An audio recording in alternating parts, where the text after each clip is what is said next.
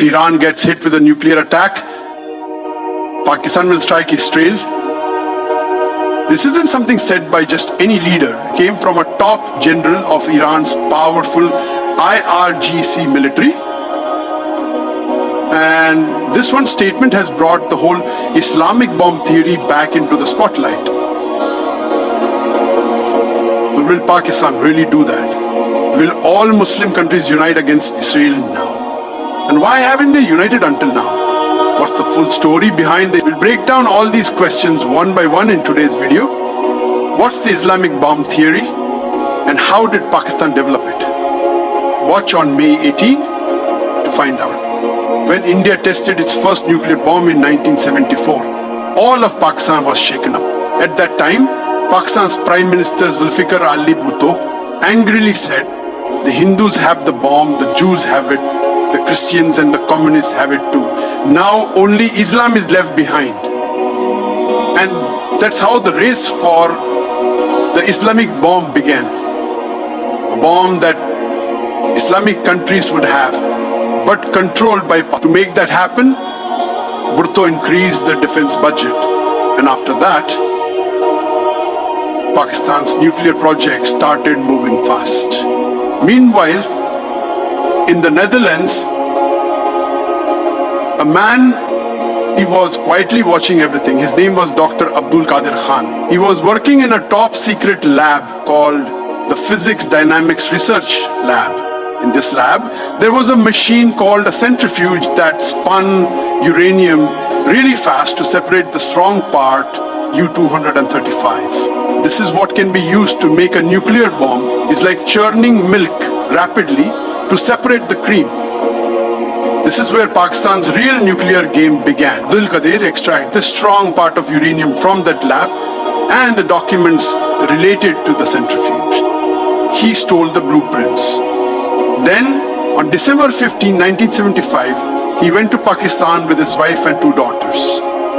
The British newspaper The Guardian ran a story titled, Dr. Khan stole the bomb for Islam. In other words, Khan stole the bomb in the name of Islam, which the media called the Islamic bomb.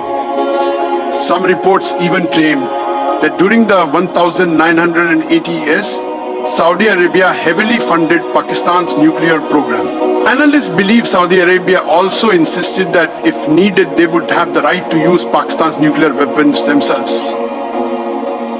Iraq, Libya and Pakistan, which were enemies, actually came together over the issue of Islamic nuclear bombs. Anyway, in the beginning, Pakistan got nuclear weapon blueprints from China, which used a uranium explosion design. During this time, there was a technology swap between Pakistan and North Korea. Pakistan gave centrifuge technology, and in return, Korea provided ballistic missiles for nuclear bombs. After that, Abdul Qadir also shared centrifuge technology with Iran. According to a 1990 US intelligence report, according to reports, Pakistan had developed a nuclear bomb, but hadn't tested it yet. At that time, they were just waiting on India. On May 11 and 13, 1998, India conducted 5 nuclear tests in the Pokhran range in Rajasthan. After that, Pakistan decided to carry out tests too. So between May 28 and 30, Pakistan conducted 6 nuclear tests in the Rasko range of Balochistan and the Kharan Desert. With this, Pakistan became the first Islamic country in the world to have nuclear bombs. Now, coming to the main question, would Pakistan use nuclear weapons against Israel to protect Iran? They don't do it. Look, Pakistan's nuclear bomb was called an Islamic bomb for years, like it could be used by every Muslim country, but in reality, that's not true. We even got an example recently. When an Iranian general claimed that Pakistan would launch a nuclear attack on Israel, Pakistan immediately denied it. Defense Minister Khwaja Asif said nothing like that. However, Pakistan did express support for Iran. Khwaja Asif said Israel has attacked Iran, Yemen, and Palestine. If Muslim countries don't come together now, every country will face the same fate. Iranians are our brothers. Their pain is our pain.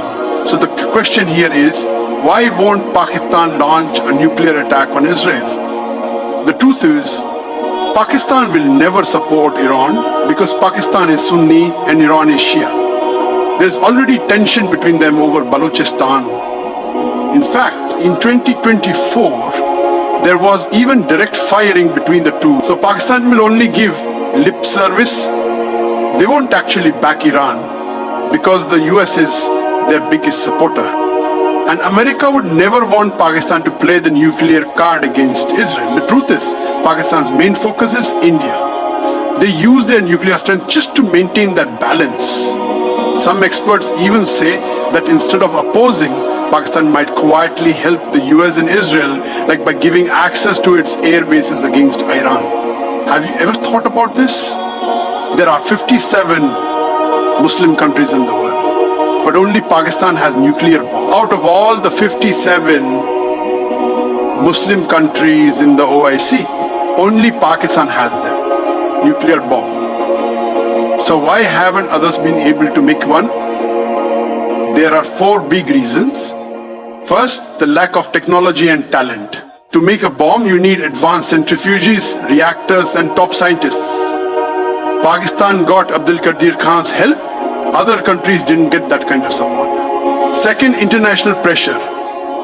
There's this global agreement called the Non-Proliferation Treaty that basically forbids most Muslim countries from making bombs. Plus, they are constantly being monitored. Third, the watchful eyes of the US and Israel. If any other Muslim country makes a bomb, it would upset the power balance in the Middle East. So, America and Israel will stop it at all costs. The fourth one wasn't even needed. Pakistan made the bomb after seeing India, but countries like Saudi Arabia and UAE don't feel the need for nuclear weapons because the US guarantees their security. All Muslim countries will unite with Iran against Israel. First, Qatar said Israel is disturbing peace in the Middle East. It's a direct attack on a nation's honor.